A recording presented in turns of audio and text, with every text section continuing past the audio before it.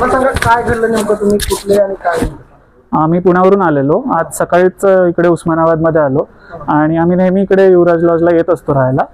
आणि आज सकाळी आलेले असताना आम्ही फ्रेश होत असतो ना, आणि आम्ही आर्किटेक्ट आहोत, इकडे आमचं काम चालू असतं म्हणून आमची नेहमी मंथली व्हिजिट असतेच, इकडे येत असतो आम्ही नेहमी. आणि आज सकाळी चेंज करत असताना मॅडम ज्या माझ्या बरोबरच्या पार्टनर आहेत त्यांचं ते अंघोळ करत असताना दुसऱ्या टॉयलेटमधून एका मुलाने बघितलं आणि मॅडमने जोरात ओरडल्या त्यावेळेला, किंचाळल्या. आणि त्यावेळेला आम्ही लगेच बघायचा प्रयत्न केला काय झालं ते, पण तोपर्यंत मुलगा पळून गेला होता. शेजारच्या रूममध्ये 2 टॉयलेट जे आहेत दोन्ही रूमचे ते अटॅच्ड आहेत, म्हणजे एकाला एक भिंत, कॉमन भिंत आहे, तर पलीकडच्या टॉयलेटमधून या टॉयलेटमध्ये बघू शकतात. तर ते दुसरीकडचा मुलगा होता तो पळून गेलेला त्यावेळेला.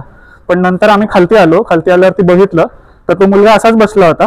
आणि तोपर्यंत आम्ही जस्ट त्याला आम्ही रागाच्या ह्याच्यामध्ये थोडंफार मारामारी केली त्याच्याबरोबर.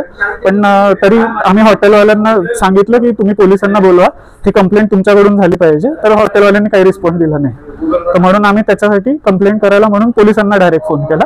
आणि हॉटेलवाले सरळ म्हणाले आम्हाला की तुम्हीच फोन करा, आम्ही नाही फोन करणार या फोनला.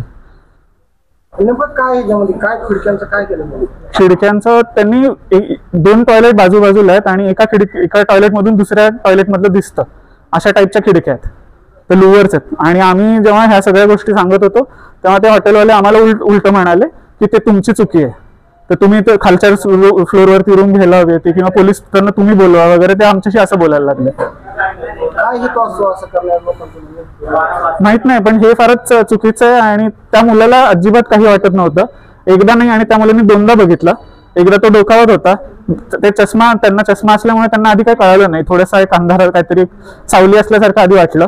पण दुसऱ्यांदा पूर्णपणे तो मुलगा दिसला त्यांना की तिकडे तो उभा आहे कोणतरी एक माणूस, आणि त्या ओरडल्या जोरात. आणि आम्ही त्याच्यानंतर सगळं जे काही ऍक्शन घेतली ती घेतली.